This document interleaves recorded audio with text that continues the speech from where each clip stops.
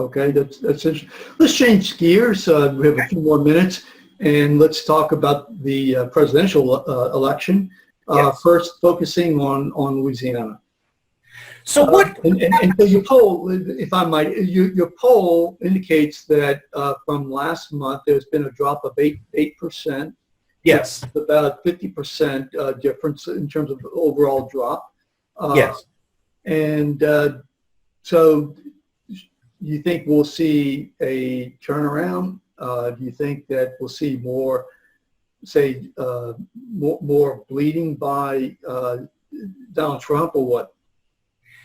What I've seen happen, and it's not just this Fleming poll, there's been some other polls I've conducted around the state in more regional races that thus far have been internally released, but there's a couple that have been externally released. But point being is that other polls I've conducted around regions of the state have kind of confirmed a softening in Trump's support like the statewide poll has. Mm-hmm. When I'm looking at specifically where the softening has occurred, the thing that struck me immediately was that in the summertime, Trump had a strong lead amongst white Democrats. Mm-hmm. That has begun to change.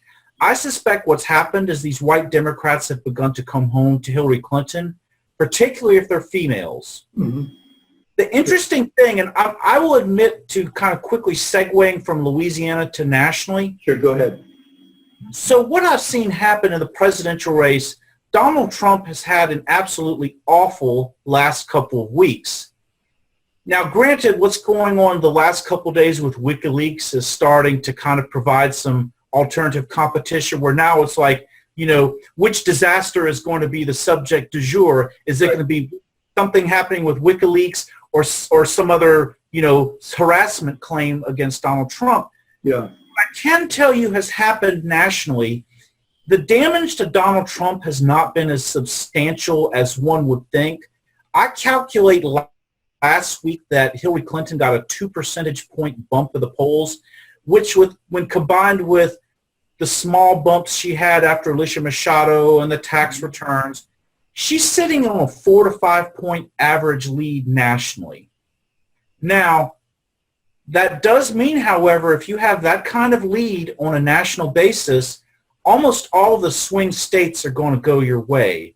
So I've begun to see that about the only swing states that I think are Trump's to have right now are Ohio and Iowa. Mm-hmm.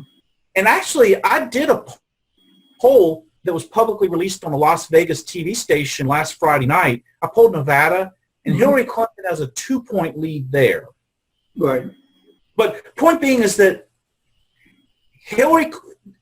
the damage to me is not great in absolute terms, but I do think it is capping the growth that Donald Trump can have, because when you're starting to see what was a tie race before that first debate now turn into a 5-point race for Hillary Clinton, I'm almost of the opinion that what happens this week in terms of Donald Trump making any kind of comeback basically is going to set the stage for November 8th.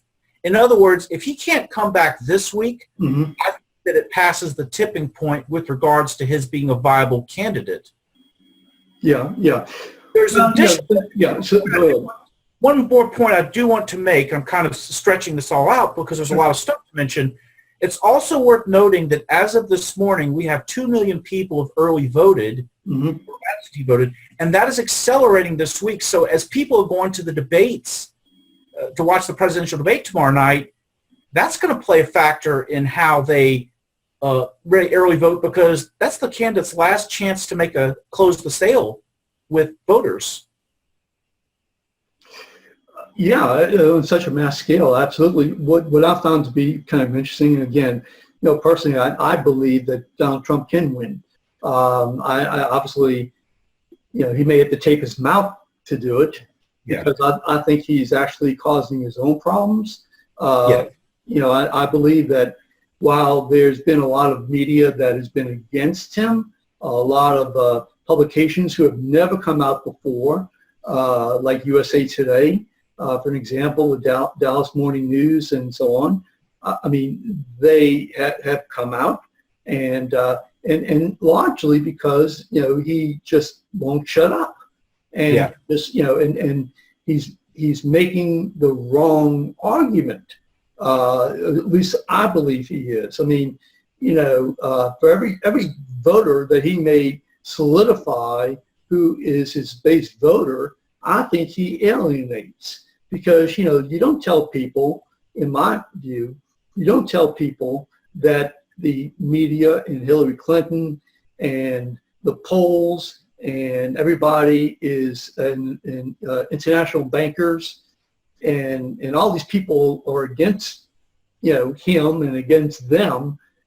There's going to be obviously people who are going to believe that, but the vast majority of Americans, I just don't think they believe it. And you have Secretary of States coming out now who say, no, we're not going to. We did. Jim Brown and I had an interview. We talked yesterday. Did a video, and Jim, who was Secretary of State, as you know, said, "Look, ain't going to happen." Yeah. So it gets to the whole issue of how extreme do you want to make the case? Yeah. And that's what. Yeah. And I'm of the opinion too that Donald Trump is not out of contention at all. Sure. Because let me put it this way.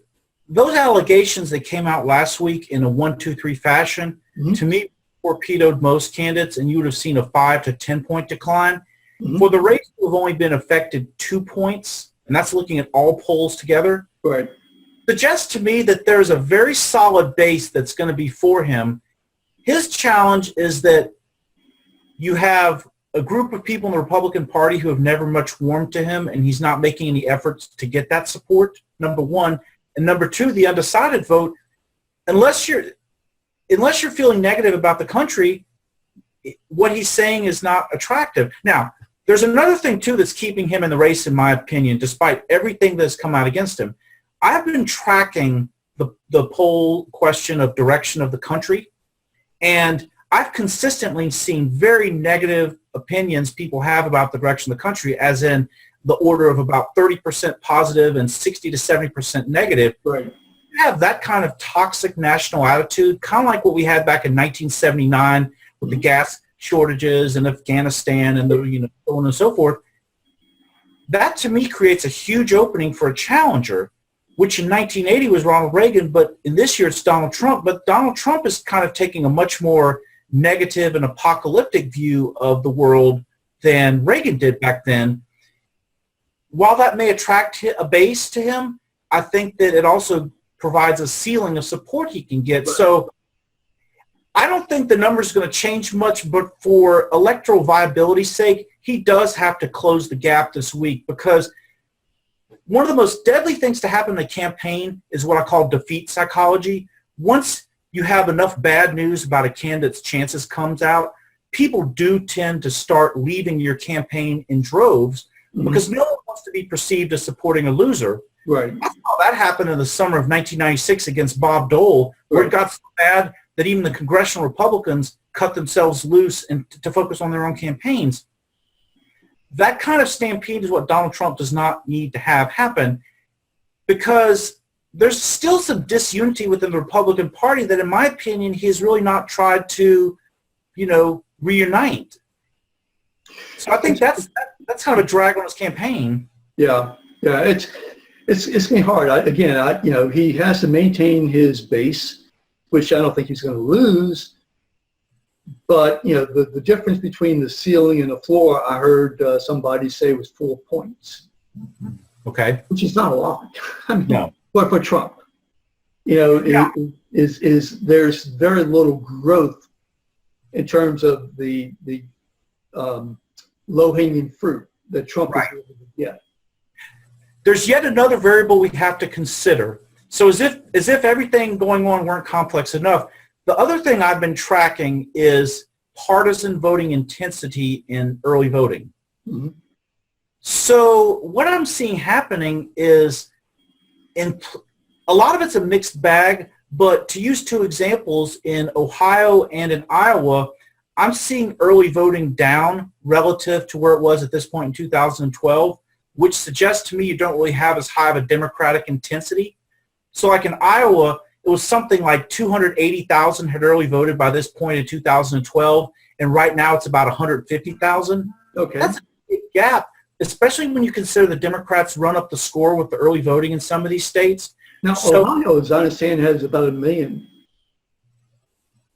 a million. Yeah, early voters.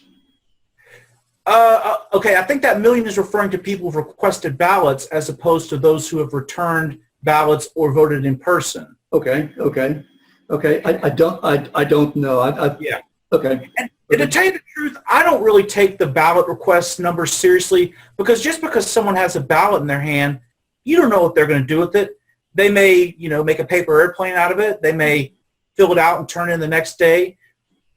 What's more important to me are the actual returned ballots. That's the true metric of what's going on in an election. But there's actually a really good blog. Dr. Michael McDonald has this blog. It's called Elect Project, where he has a really good spreadsheet where he's tracking early voting stats every day. Okay. And I think I remember seeing that 1 million number to Ohio when it was a ballot request. Okay. That's good to know.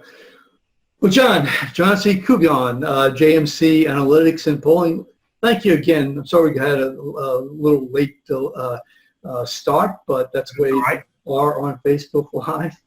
Yeah. And the internet. Well, I do appreciate you giving me a chance to address any concerns one of the campaigns may have had.